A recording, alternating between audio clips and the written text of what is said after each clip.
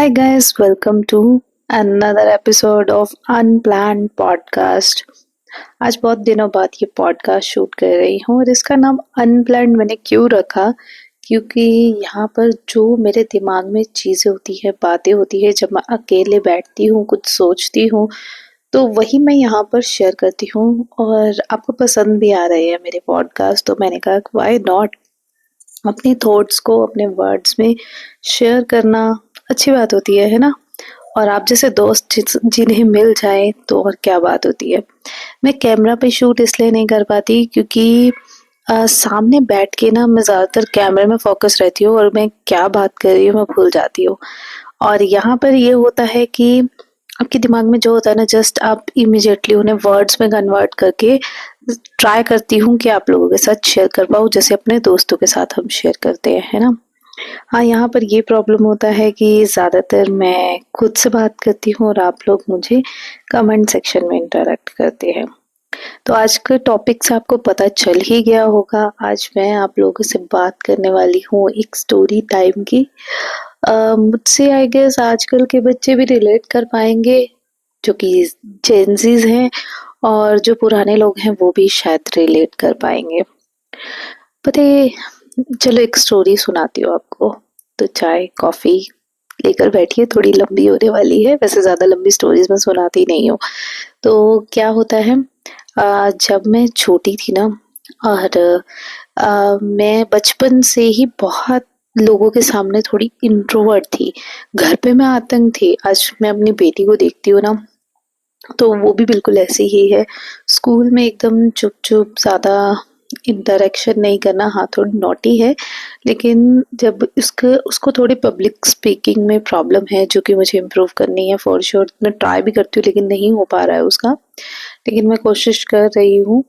और क्योंकि मैंने बहुत कुछ फेस किया है, मैं नहीं चाहती उसे भी वो भी फेस करे। और घर पे वो एकदम उधम, अपने जो यहाँ के सोसाइटी फ्रेंड्स हैं उनके साथ बहुत उधम है वो। लेकिन जब स्कूल वगैरह जाती है तो पब्लिक स्पीकिंग में टीचर अगर कुछ पूछ रही है तो वो कॉन्शियस हो जाती है। तो मैं भी बिल्कुल ऐसी ही थी। जब मैं स्कूल में जाती थी तो मैं बिल्कुल भी ऐसे इंटरेक्ट नहीं कर पाती थी और ज़्यादा बात नहीं कर पाती थी, जिस वजह से, जैसे मेरी ना एक हाउस फ्रेंड थी, जो कि घर में हमारे दोस्त होते हैं, मेरे पापा के फ्रेंड की बेटी थी। और वो और मैं सेम बैच में सेम स्कूल में थे। तो जहाँ वो उसका और मेरा section up to KG same था। ऑल्दो उसके और भी बहुत सारे फ्रेंड्स थे, मेरे नहीं थे from the beginning, from the play group to आगे जाते जाते। तो केजी तक तो हम साथ में थे, लेकिन फर्स्ट में जब क्लास चेंज हो गई ना, तो मुझे बहुत रोना आया, क्योंकि मुझे ना स्कूल में फ्रेंड्स बनाना ना थोड़ा डिफिकल्ट होता था, जो कि मैंने पहले भी आप लोगों के साथ शेयर किया है। अप टू सिक्स्थ या सेवन्थ में मेरे ज़्यादा दोस्त नहीं थे, मतलब ना के बराबर दोस्त थे। घर पे बहुत सारे दोस्त थे, लेकिन स्कूल में मेरा कोई दोस्त नहीं था। मैं ज़्यादा किसी के साथ बात नहीं करती थी, क्योंकि एज पर मैं स्टडीज़ में भी थोड़ा वीक थी। तो और बोल बोल के मुझे और वीक कर दिया गया था, क्योंकि मुझे ये लगता था कि मैं तो वीक हूँ, मैं तो पढ़ ही नहीं सकती।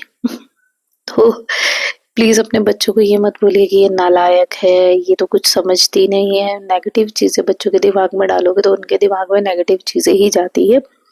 तो जो अभी न्यू न्यू मॉमीज हैं, अगर सुन रही हैं, तो प्लीज, जिनके बच्चे हैं, तो वो प्लीज गाइस, किसी को ऐसे, किसी भी बच्चे को, चाहे वो 1 साल का है या 5 साल का है या 15 साल का है, प्लीज ये सब नहीं बोलिए, ठीक है। बहुत नेगेटिव इम्पैक्ट जाता है।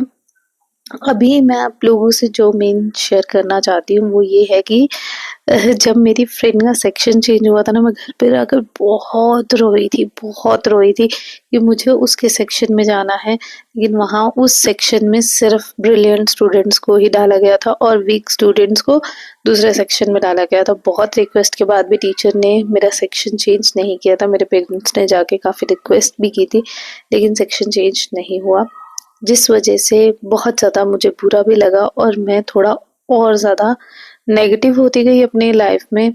लेकिन अभी जब मैं रियलाइज करती हूँ कि जिंदगी में कितना कुछ बदल जाता है ना, उस टाइम पे ये भी कितनी बड़ी चीज लग रही थी कि जो एक दोस्त मेरे पास था वो भी मेरे से दूर हो गया। और अभी आज की डेट पे आ, मेरे ऑल्दो वही 16-17 साल पुराने दोस्त हैं जो मेरे साथ जो 8th के स्टैंडर्ड के बाद मेरे दोस्त बने और टिल नाउ वो मेरे आज तक दोस्त है। और अभी भी हम महीने में 1 बार, 2 महीने में 1 बार या 6 महीने में 1 बार एक दूसरे से मिल लिया करते हैं। महीने में 1 बार फ़ोन पे बात हो जाती है।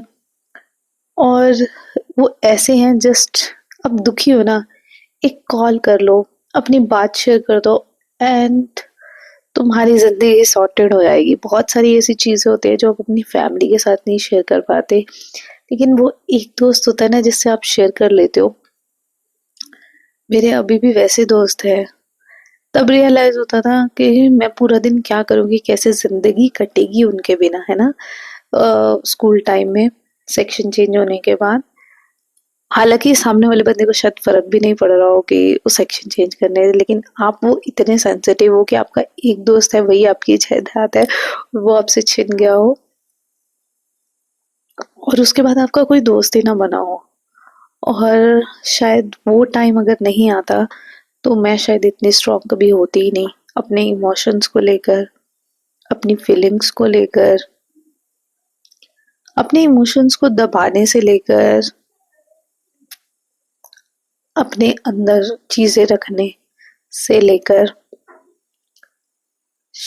शायद इस अभी जो मैंने अपनी लाइफ में 20 अर्ली 20 से लेकर मिड 30s तक बहुत अप एंड डाउन्स फेस किए हैं मैंने अपनी लाइफ में। और बहुत कुछ, क्योंकि एक ही दम मुझे कभी कुछ मिला ही नहीं अपनी लाइफ में। और जब मिला तो भगवान ने छप्पड़ फाड़ के दिया है, मैं ऐसा भी नहीं बोलती, लेकिन हाँ टाइम लगता है मुझे। जो चीज़ मैं चाहती हूँ वो कभी मुझे नहीं मिलती है, लेकिन जो देता है भगवान वो बहुत ही अच्छा होता है। तो अगर आपके साथ कुछ बुरा हो रहा है ना, अपने बच्चों को ये समझाएं इट्स ओके, शायद आप इससे बहुत ज़्यादा डिजर्व करते हैं। अगर कुछ बुरा हुआ है, शायद आने वाले टाइम में शायद इससे भी बुरा होगा, आपको भगवान उसके लिए प्रिपेयर कर रहा है। और उसके बाद जो आपको फल मिलेगा ना, वो नेक्स्ट लेवल होने वाला है।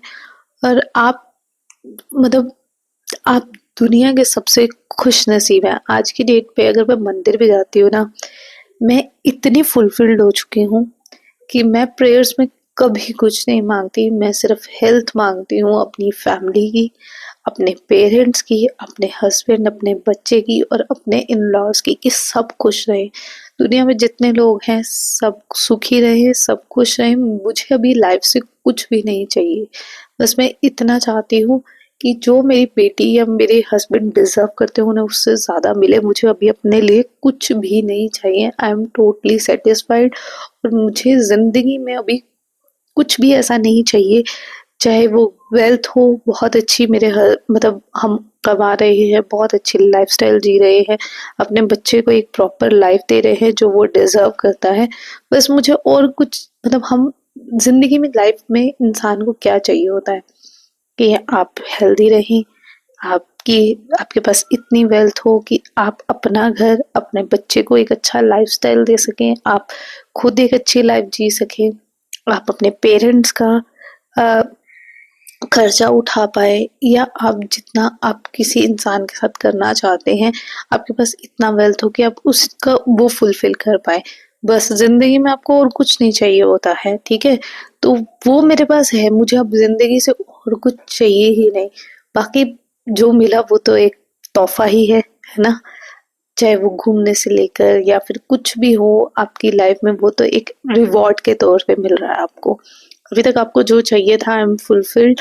और ऐसी ही लाइफ में बचपन से मैनिफेस्ट करती थी, और ये मैनिफेस्टेशन मेरा इतना स्ट्रांग हुआ कि मुझे अभी मैं इतना सेटिस्फाई हो चुकी हूँ कि आज की डेट पे मुझे मौत भी आ जाए तो मैं ऐसा रिलैक्स होके जाऊंगी कि हाँ चलो सुकून से मर सकती हूँ मैं।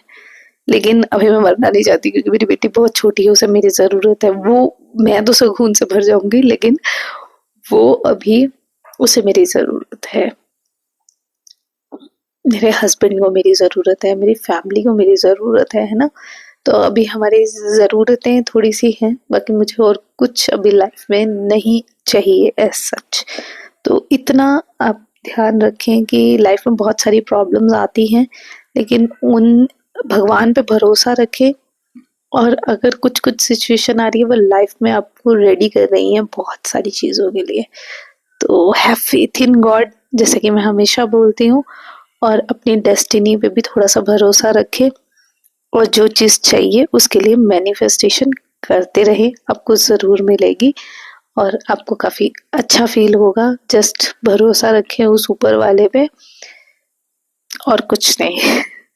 बस ये पॉडकास्ट किस तरीके से ख़त्म करूँ मुझे समझ में नहीं आ रहा है। बस मेरे दिल में ये चल रहा था तो मैंने सोचा आप लोगों के साथ शेयर करती हूँ। बहुत लंबे-लंबे पॉडकास्ट में शेयर नहीं करती हूँ क्योंकि ज़्यादा मैं बात करना मतलब मुझे ऐसा लगता है टू द पॉइंट बात करो और यू आर सॉर्टेड।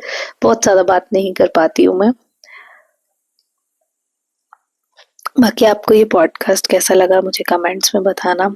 आपके इस पे क्या विचार है वो भी आप डिस्कस कर सकते हैं। इस तरीके के पॉडकास्ट पसंद आते हैं तो स्टे ट्यून रहें।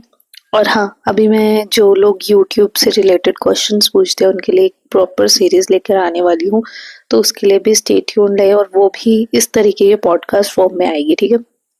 और अभी 1-2 और मैं प्लान कर रही हूँ चीज़ें, तो स्टे ट्यून रहें और प्यार देते रहें इस चैनल को। सब्सक्राइब कर ले। पेरेंटिंग पॉडकास्ट के बारे में भी मैं सोच रही हूँ, अगर आप चाहते हैं मैं करूँ कि नहीं करूँ मुझे कमेंट्स में प्लीज़ सजेस्ट करना। और अगर आप यूट्यूबर बनना चाहते हैं तो उसके लिए भी मैंने क्या-क्या गलतियाँ की, क्या नहीं की, किन-किन चीज़ों पे आपको ध्यान रखना चाहिए जो मैंने नहीं रखा है, वो सब चीज़ें हम वहाँ पर डिस्कस करेंगे। एक अनदर पॉडकास्ट, एक नया पॉडकास्ट मैं स्टार्ट करने वाली हूँ। तो स्टे ट्यून रहना, चैनल को सब्सक्राइब कर लेना, बेल बटन को दबा लेना और मिलती फिर आपसे एक नई वीडियो के साथ। Thanks for watching, bye bye.